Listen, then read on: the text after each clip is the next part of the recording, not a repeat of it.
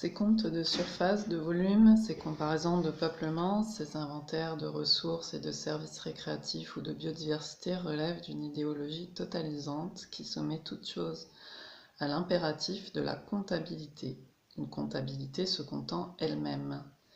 Le calcul de ces données en vient en effet à se substituer à la réalité, devenant la réalité elle-même. Mais une réalité aussi pauvre que les, par exemple, Google Global Forest Watch. Que donne-t-elle à voir en fin de compte?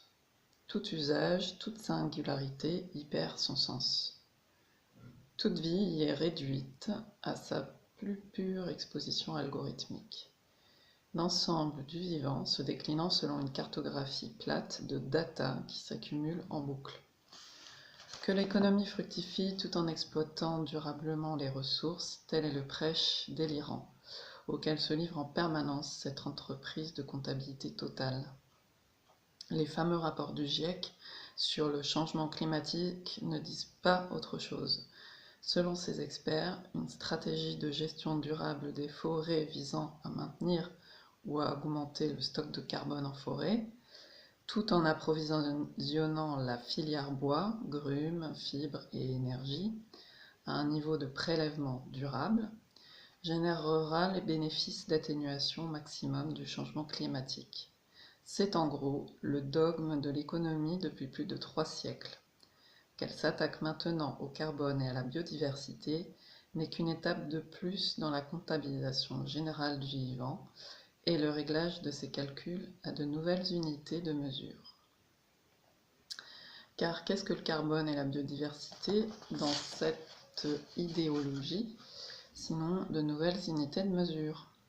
En transformant par exemple une futaie de hêtre en une quantité potentielle de CO2 séquestrée à l'hectare, puis en multipliant cette quantité par un prix de la tonne de carbone, prix édicté par les bourses spécialisées, l'économie réduit cette futaie de hêtre à des unités standardisées et traçables. Voilà son opération simple mais terriblement efficace qui consiste à donner un prix à ce qui n'en avait pas, à comparer ce qui n'est pas comparable, à mettre en équivalence ce qui est sans équivalence. Le dispositif est identique pour des écosystèmes entiers. On connaît en France le fonctionnement des marchés de la biodiversité via la Caisse des dépôts et consignations, CDC. Cette vieille institution d'État, issue d'un décret de 1816, dont une partie du financement passe par les caisses d'épargne et les livrets A. La CDC, qui investit dans les projets dits d'intérêt général, a créé en 2008, en partenariat avec l'entrepreneur d'ingénierie BTP Aegis, la filiale CDC Biodiversité.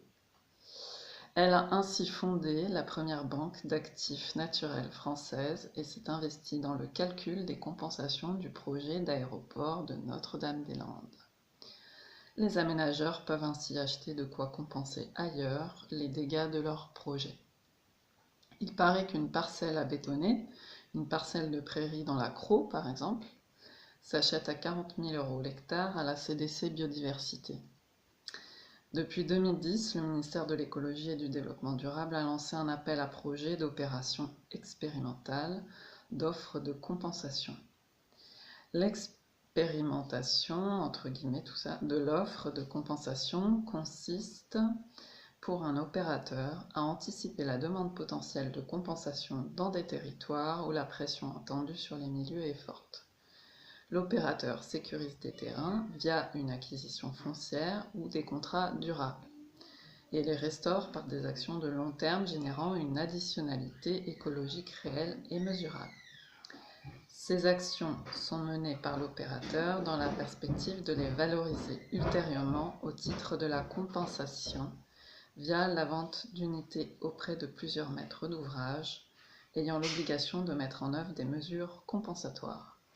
La vente d'unités se matérialise par des contrats entre l'opérateur et un maître d'ouvrage. On aura vite compris à quoi cette additionnalité concourt. Instaurer entre les projets d'aménagement du territoire et le registre de la biodiversité une même matrice de calcul, un même langage. Ce néo-marché ne repose, comme toute forme d'économie, que sur la recherche et le calcul d'une unité uniforme. en l'occurrence ici un prix unitaire à la biodiversité par hectare. C'est cette réduction absurde des êtres vivants à des données écologiques par site qui permet d'obtenir la quantité d'unités de biodiversité. La formule mathématique est limpide, aire d'habitat fois état de l'habitat égale unité de biodiversité. À partir de là, il suffit toujours du point de vue de cette vision étriquée d'acheter ailleurs une zone équivalente en unité de biodiversité et d'ainsi compenser les dégâts impliqués ici. Peu importe l'emplacement de cette aire, peu importe le type d'habitat, peu importe les attachements au lieu. Une zone humide en France vaut bien une forêt d'eucalyptus en Afrique du Sud.